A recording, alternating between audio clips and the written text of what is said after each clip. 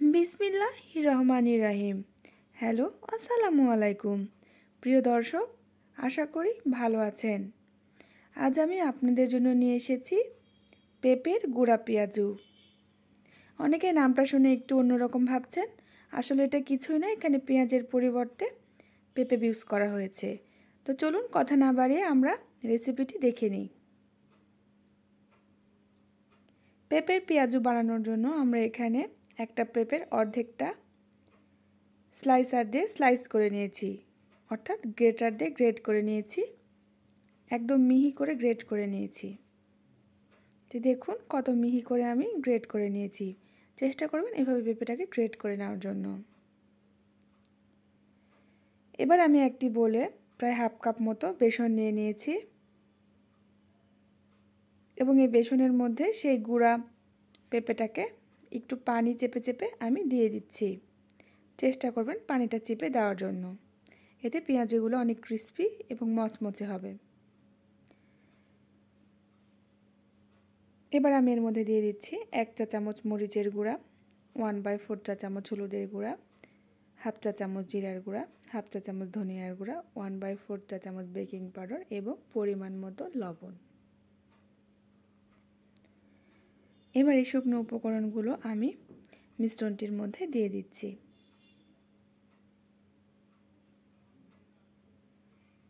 এবার হাত দিয়ে সব উপকরণগুলো আমি খুব সুন্দরভাবে চেপে চেপে মিশিয়ে নেব। চেষ্টা করবেন হাত দিয়ে খুব সুন্দরভাবে সব কিছু একসাথে মিক্সড করে নিতে। এটি ধীরে ধীরে করার চেষ্টা করবেন, খুব জোরে জোরে করার দরকার নেই। যত সময় নিয়ে করবেন আপনার পেঁয়াজগুলো তত বেশি ক্রিস্পি এবং ফুলকো হবে।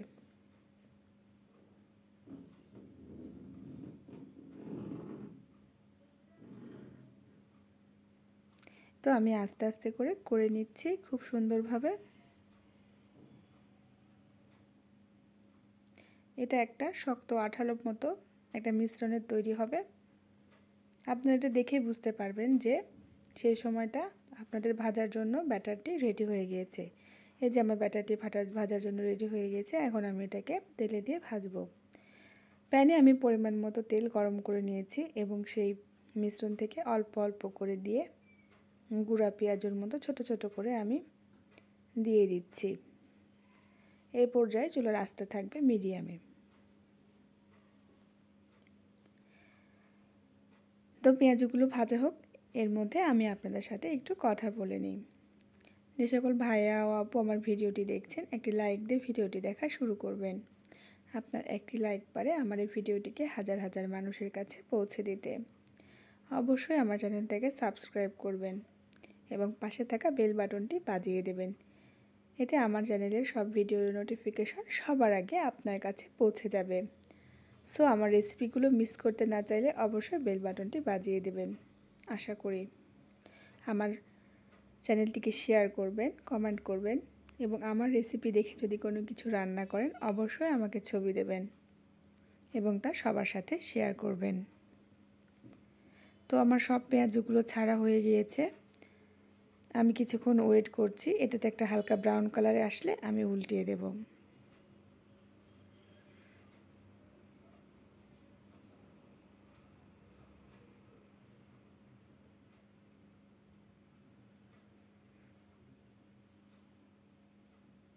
চেষ্টা করবেন সবসময় চুলার আঁচটা মিডিয়ামে দিয়ে করার জন্য। কখনো আপনারা হাইতে দেবেন না, হাইতে দিলে উপর থেকে পুড়ে যাবে বা ভেতর থেকে কাঁচা ভাবটা কিন্তু থেকেই যাবে। সো তখন মুখে দিলে একটা খারাপ ভাব চলে আসবে। এই কারণে আপনারা সবসময় মিডিয়াম আঁচে ভাজার চেষ্টা করবেন। আমার নিচের দিক থেকে প্রায় ব্রাউন কালারের মতো চলে আসছে, আমি উল্টিয়ে নেব।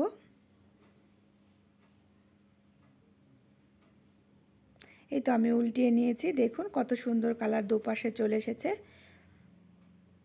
এবার আমি একটি ছাঁকনির সাহায্যে এগুলো ছেঁকে উঠিয়ে নিয়ে একটি সার্ভিং ডিশে আপনাদেরকে সার্ভ করে দেখাচ্ছি এটি কেমন হয়েছে। দেখুন কত সুন্দর হয়েছে। আল্লাহ হাফেজ।